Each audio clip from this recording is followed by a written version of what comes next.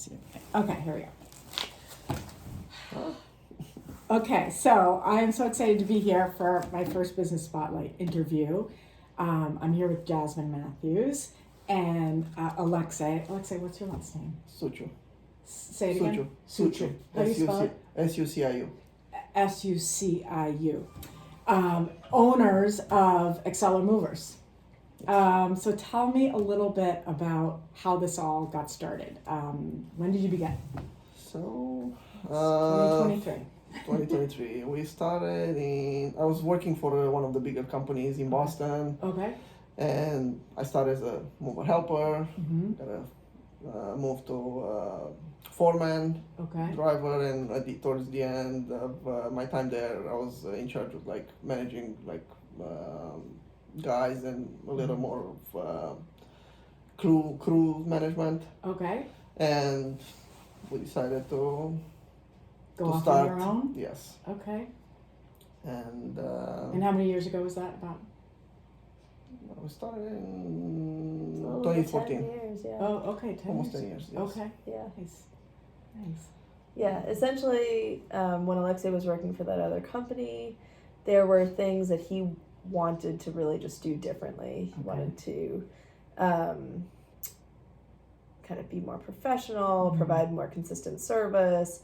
He wanted to have more consistent employees, focus on employee appreciation, retainment. That was something that he felt like the other company didn't do very well. Okay. And so when he really kind of masterminded Exela Movers, he was really looking for a particular group and crew to kind of start the company with, and he's pretty much retained all of his employees since then, which is very unusual in the moving industry. Absolutely. And who came up with the name Exela Movers? And what is my name backwards actually? It's Alexe. Okay. Just okay. Alexe backwards. Got it. All right. Very good. All right. Well, thank you for that intro. Okay. So, I've referred you a lot in part because we know each other. Okay. We live very close by. I helped you move to Dover. But one of the things I like is you don't seem intimidated by any kind of job. No. But is there a job that's too small or too complicated? No, we perform moves from like single item to like large commercial moves, cross country moves. Yeah. Pretty much anything. Anything. Okay. Any households. Yep. Items move. Anything you outsource, like a piano? Sometimes with the artwork. No, it's just like pianos, like baby grand pianos. Yeah. We outsource those. Okay. To other companies, just like specialized items. We feel like that should be handled by somebody that does that every day. It's just because of like how sensitive they are. And, but that's pretty much anything. These guys will hoist. Okay. They do all the connected states. Okay. Not Hawaii, not Alaska. Okay. And it's kind of incredible some of the stuff that they'll move, which I would think impossible, but like what's the strangest thing? The strangest thing, or the most difficult maybe thing or the strangest scenario. Thing I think was we moved the chicken coop, which was a little challenging. That's something that I would say would be like you roll into the sale of the house, but they wanted to keep it. Yeah, they wanted their chicken coop. Yeah, okay. They ended up like taking it apart, but even that, the dimensions. It was and, technically like, challenging to figure it out because that really didn't. Was like a little bigger than the entrance in the truck, and so you have to like be creative and like And if you can imagine a chicken coop moving like from essentially Boston to Boston. I mean, it was within. Yes. It was like Boston. It was out of state. It was just really out of state. Okay. We moved it to one like temporary residence, and from there out of state in like can you imagine watching a chicken coop just travel? Yeah. I wonder, like, why? Why not just like let that chicken coop go? It was like they had it for like 20 years or like passed Okay. over. I think from parents or grandparents. Okay. So they just want to keep it, and it was a lot of work and a lot of. We actually had to send a second truck. Did you set up the chicken coop on the other side? No. Okay. They had somebody that took. Okay. But we had to like make sure we go in the truck Yeah. and move it from there because every piece was like pretty heavy, so we had like a good amount of guys, and it was a little on the corner of the property. So even to get to the truck, we had to walk like 200 feet just to wow. like get to the truck. So Oh, it was right, a lot right. of Yeah. a lot of was like, and it was, I think it was April or May. It was like a little like wet on the ground, so we had to Yes. like get like boards on the. So it was a little bit of It was complicated, yeah. a little bit You'd complicated. be Even surprised what yeah. people want to. Well, you'd be surprised what people get connected to and Yeah. really insist on moving, even though Right. it's like logistically challenging or doesn't make sense or completely run down. Right, right. Might not even make the move, but Right. they They're really just, want it's it. sentimental. That's and It's totally that's fine. okay. We get Yeah. it. We understand. Yeah, Nice. we can make it work. As long as we know and we are prepared, Right, right. that's Okay, so that was one of my the burning questions. So, just as you know, it's funny because when you're moving, when I'm helping a seller and preparing, the moving piece is not always like front and foremost of the conversations because it's almost something like the seller takes over. Do you know, like the realtor doesn't get too involved other than to recommend a good, like solid mover. But is there? So I'm curious what you would say to a homeowner that's getting ready to, let's say, pack up a house that they've been in for 15 years or longer. Or so, you know It's what plan. you know, yeah. How do you ensure that move is going to go successfully, and what should a homeowner do first? I will say to start planning and Yes. go through the house and Okay. see exactly what they really want to move. Okay. Declutter. Yeah. It's time to. That's the time before you pack those boxes Yeah. to make sure you pack only what you need Really want yes. and communicate Mm-hmm. with the moving company Yes.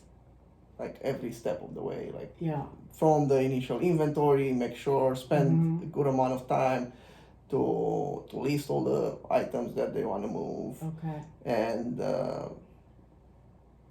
see if they need Mhm. assistance with packing, Mm-hmm. unpacking, because that changes the whole Right.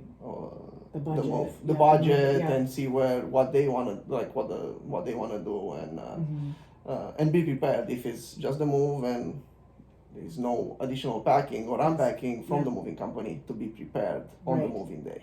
Because adding things as you go or like Yes. start to pack when you are moving in the same time, Yes. things can get Really hectic complicated. and Yeah. complicated Yes.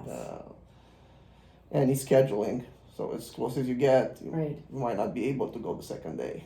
And when It's you're just like timing. And when you're meeting with a seller, someone who's getting ready to move from their home, do you just do an initial consultation with, and then provide like an estimate? Like, how does that part Yeah, of it so go? it's we have a online code system Okay. which works very good. I'm sorry, an online. Online Okay. code system Okay, that a homeowner can go in Yeah. online and choose go by room Okay. in the home and just choose mark pieces of furniture Yeah. and estimate number of boxes Okay. and based on that we can get pretty accurate Mm-hmm. on the codes. Yep. And if we feel like the house, let's say it's a 5-bedroom home listed Mm-hmm. in the code and furniture and boxes doesn't sound that it's 4-bedroom or it's more or, Right. or it's too like just a few pieces of furniture Yes. listed, then we either do one person or Right. video. Yeah. A lot of our customers for the last 3-4 years prefer the video, I which see. works the same Yeah. and it's convenient, more Okay. convenient and Yeah. And do you? How involved are you? Let's say in every move, are you like you have a foreman or multiple foremans or like how? yes, we have multiple crews. Yeah. On average, Mhm. I'll say around 13 to 14 movers Okay. and teams Mm-hmm. between 4 and 6 teams a day. Okay. And I do more of the sales, Mhm. back office, Sure. customer relation. Right. But I still go on the jobs. Yeah.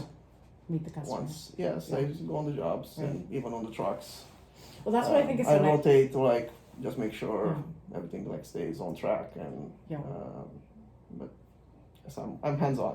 I was gonna say he has his Yes. hands in everything. Every- pretty I much. can He's I every can I project, can I yes. can Yeah. I can just like move. To be honest, I don't like the Yeah. being just sitting in an office. That's not Yes. my thing.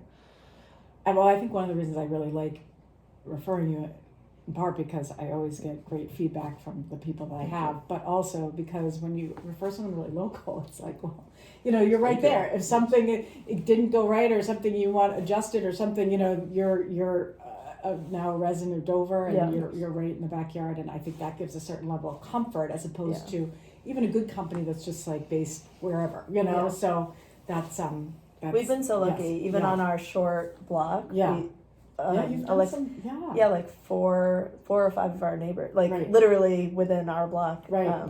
So it's like the nicest compliment. It really is, actually. and more. Like I was just someone that was totally not related to our neighborhood or anything, and she just moved within town, and I was like, oh, I'm just curious, who did you use? I don't even know, because she had just moved, and she's like, oh, Exela. I was like, oh, great. I mean, we think it's like such a great compliment, and honestly, then we see these same people at the DMA event, and then socially in town, right. and it's such a nice compliment to be able to move your neighbors and your friends. Absolutely, because it is a big deal, and it's lots of it's such a stressful. I mean, it's so stressful. We know this, right? Like moving is up there with like other really really hard things. Yeah. They've studied this, and so like super stressful. So to have like that assurance that this person is done right by my neighbors is, I always feel very comforting. Thank you. Yes, and it's stressful, and it's a lot of companies that didn't do the right thing, or like they cut corners, didn't show up,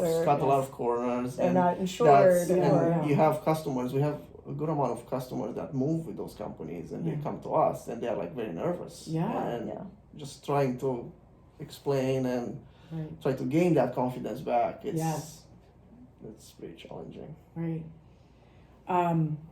So the last question is about 2024, the new year, and hopefully lots of moves are in your future. But wondering about specifically this new company that you've partnered with, and how Exela Movers is going green in 2024. Yes, this is an exciting project, I can say. We partner with crate rental company that offers just crate rentals instead of using cardboard moving boxes. Okay. It's you can use plastic boxes that reduce the waste, and at the end they deliver before the move. You unpack, they pick it up after. You don't have to deal with customers don't have to deal with any like cardboard boxes. And these crates are made with recyclable plastic. Okay. They're stackable. Yeah. They're super durable, so they don't collapse on each other like stacked boxes do. Okay. So they're super sturdy. So all the same size, or are they different sizes? The same size. Okay. They're same size, but essentially you can load them up, stack them up. Yep. The movers will move them, and then as you unpack, you just you kind of have these crates, and then the company will come pick them up for you, and so it's an easy move. It's easy cleanup. It's green. There's no waste. It just and they're reused and can be reused. People actually use them for storage. So they'll just have them. They'll rent the boxes for X number of months to keep their things in storage. They don't have to worry about their things essentially. And then they just return them. Libraries have used them actually for books and transporting books and things. So, so it could be for personal use or commercial use. I see. So we are very excited about this. I'm sure that's going to be more and more popular as because what a lot of people don't know is although the cardboard boxes are recyclable, many of them are actually just getting trashed. Because depending if it's an interstate move and the companies don't have a place to